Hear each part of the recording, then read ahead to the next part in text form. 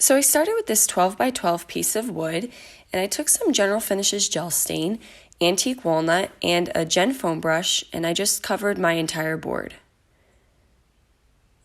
Once the board was fully covered, I took some paper towels, and you just want to wipe any excess stain off. Now, while the board was still wet, I took some Antique Villa Wise Owl paint, and I just went on top of the gel stain. And it gave this weathered look to the wood.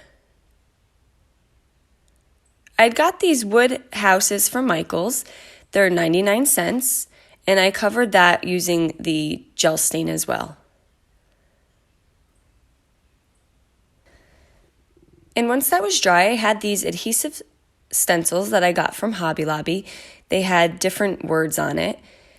And the first one I used says blessed, and I just covered the bless with a foam dabber and some Antique Villa Wise Owl paint. The second word said home, and I put that at the bottom. And then I just had these small letter stencils that I put in between the bless and the home, and that says hour. You want to just use a very small amount of paint on your dabber. And then I took some wood glue and I attached the house to the board. I had this burlap and I cut a small piece. And I got these bundle of flowers from Dollar General. And using some hot glue in the burlap, I just covered the stems and I made like a little burlap sack.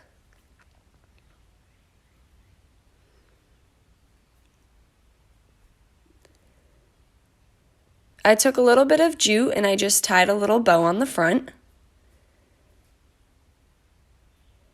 And then I added some hot glue and adhered that to the board.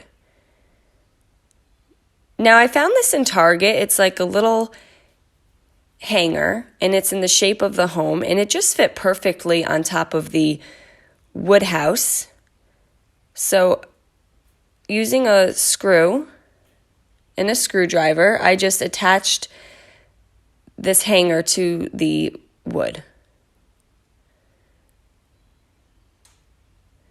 And that's it. Now you just have this cute wall hanging that you can hang your keys from. And to finish it off, I took some of the furniture salve in my round palm brush and I just gave it a quick coat. Guys, thank you so much for watching.